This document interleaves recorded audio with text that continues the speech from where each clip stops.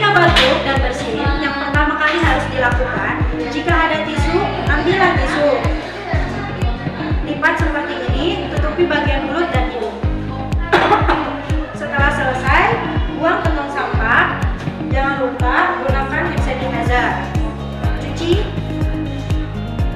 Yang kedua, gunakan bagian lengan dalam seperti ini.